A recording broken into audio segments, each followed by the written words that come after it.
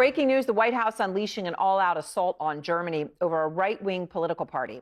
Secretary of State Rubio, Elon Musk, and Vice President Vance attacking America's longtime ally. Vance even accusing the Germans of rebuilding the Berlin Wall.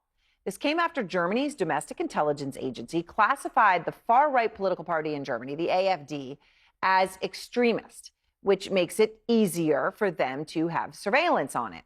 AfD is an anti-migration party with a co-leader who has been fined for using Nazi slogans. But the White House, once again, is coming to its defense as anti-American sentiment is growing overseas amid Trump's trade war. And Melissa Bell has this special report tonight for us out front. So before you would have come in and you would have taken these chips? I used to take this one, but now, well, I took this one. Across Europe, a quiet protest is playing out in supermarket aisles. American products left untouched. The hashtag boycott Trump is gaining traction as Facebook groups rally Europeans to push back against US policies with their wallets. Michel joined a French group in March. As long as we had aggressive policy of American administration, we want to make pressure to say, stop it. His group even provides an app called Detrumpify Yourself that lets consumers know if a company's funding traces back to the United States. Fanta, I wonder if it is. So we just use the app and it says, yes, it's American. So you American. put it back. Well, we'll try with that. We look like this is a very French brand. Very French, but sometimes we have surprised. Yes. Good, so, we can buy it.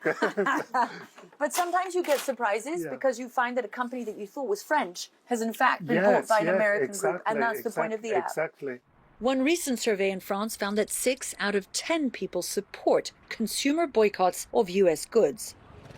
The poll also showed that the hardest hit American brands included Tesla, McDonald's, Coca-Cola, and Victoria's Secret. But it's not just products. Travel to the US from Europe is also down.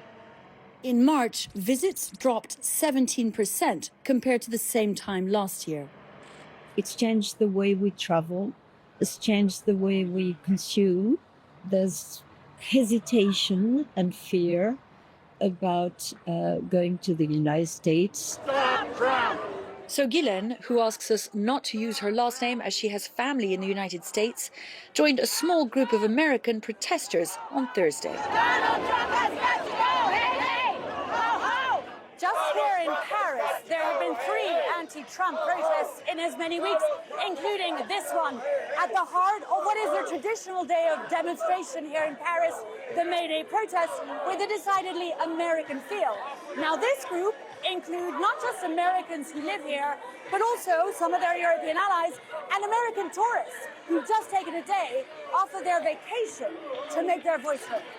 I'm here for my grandparents, who were immigrants from Italy, and there was prejudice against them, and they were very, very proud to be in America, and I'm not sure they would be today. Melissa Bell, CNN, Paris. Stop Trump! Fareed Zakaria is out front now, host of Fareed Zakaria GPS. And Fareed, you see Melissa's report. It's amazing. That app is fascinating in and of itself. But the anti-American, sentiment feeling boycotts, we're seeing it. Tourism numbers are down. I mean, and sure, Tesla has a specific link to Musk, right? He's a lightning rod himself. But the numbers out of Sweden today were an 80% drop in Tesla sales. France wasn't far behind. I mean, these are real numbers. This is not just talk. This is action. Aaron, it's really remarkable because for the last 30 or 40 years, ever since the fall of the Berlin Wall, this wave of global integration has resulted in American brands becoming the leading global brands in the world. Everything from Coca-Cola to McDonald's, which were always big, but Tesla, and of course, all the information technology companies, Google, Apple. We've been riding this extraordinary wave of American brands being considered the leading brands in the world. Take American universities, Harvard, Yale, Princeton, all of them. This is the world that, in a way, Donald Trump inherited. And somehow, systematically he is tarnishing every one of these brands. He's attacking the American universities. He's doing things that are tarnishing these global brands because he's so alienating the rest of the world. And I think it's important to remember, it's not just people buying Coca-Cola. It's people. Are people going to want to come and study in the United States if they think, as Marco Rubio has kept telling them, we can revoke your visa anytime we want. We can deport you anytime we want. So you're going to see a kind of a slow stagnation of some of the crown jewels of America.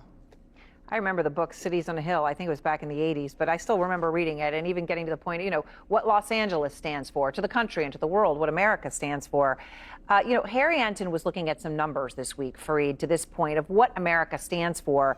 And the belief that America has a positive impact in the world, right? The intangible city on a hill, that has fallen in 26 of 29 countries recently surveyed. 26 of 29.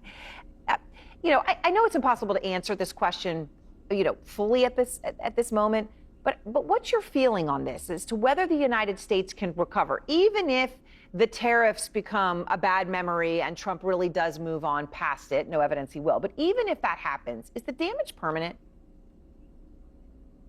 I don't know, permanent. Permanent is a big word, but it's long lasting because, Trump has now been elected twice. I was actually surprised by how high the numbers were, in the sense there's still a reservoir of goodwill. There's still a sense that the United States stands for the right things, even though, we're siding with Putin, we're trashing our European allies, we're talking down democracy. So, I think that once you break trust, it's very hard to rebuild. Trust takes a long time to build, and it's very easy to break.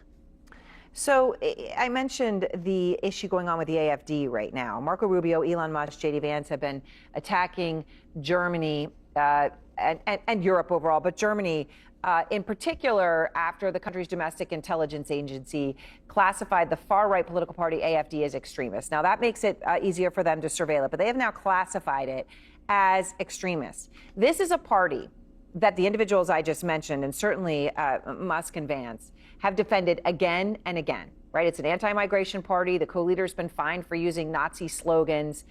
So what do you make of now? The party gets labeled extremist by domestic intelligence, and still there's this rise to its defense.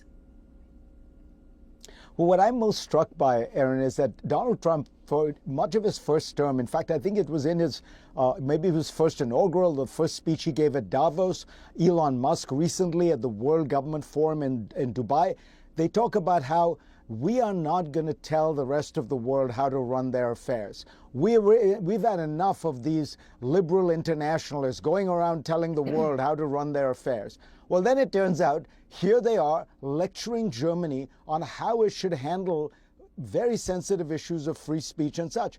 Now, I have my own issues with it, but I think it's very odd for the United States to weigh in on a domestic issue in Germany. Let's remember, the Europeans treat free speech differently. They don't have a First Amendment. And Germany has a very sensitive past with regard to far-right extreme nationalist parties. And surely anyone who understands history will have some ability to respect that. Yeah, well, obviously we have seen a different take. Fareed, thank you so much. I really appreciate you taking the time on a Friday night.